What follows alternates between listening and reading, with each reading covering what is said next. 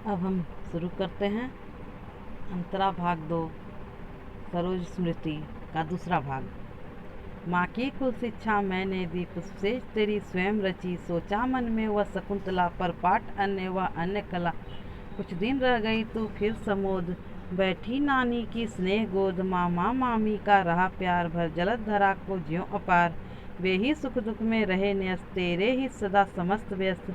वह लता वहीं की जहाँ कली, तू खिली स्नेह से हिली पली, अंत भी उसी गोद में शरण ली, मूंदे दृग वर्ष महामरण।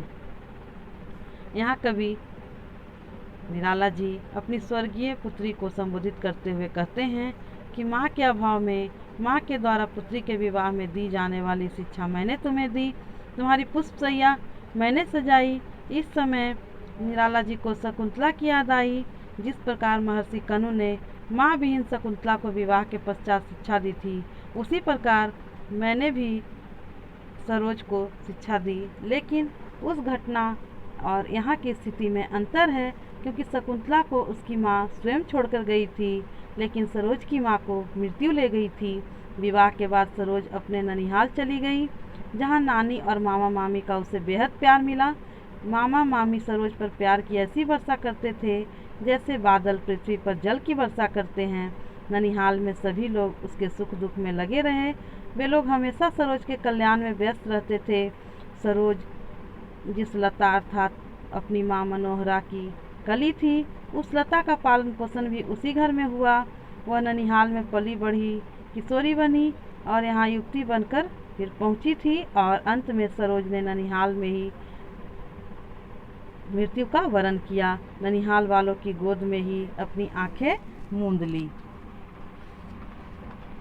मुझ भाग्यहीन की तू संभल, युग वर्ष बाद जब हुआ विकल, दुखी जीवन की कथा रही, क्या कहूँ आज जो नहीं कही।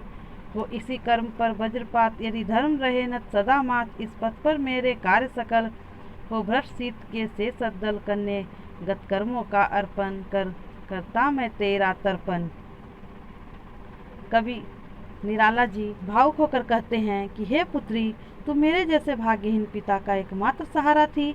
दुख मेरे जीवन की कथा रही, जिसे मैंने अब तक किसी से नहीं कही। उसे अब आज क्या कहूँ।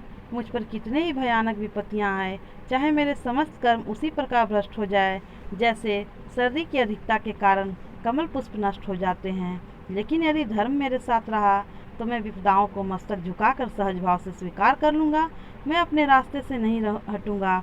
अंत में निराला जी कहते हैं कि बेटी, मैं अपने बीते हुए समस्त शुभ कर्मों को तुझे अर्पित करते हुए तेरा तर्पण करता हूँ, अर्थात मैं प्रभु से प्रार्थना करता हूँ कि मेरे द्वारा किए गए शुभ कर्मों का फल तुझे मिल जाए।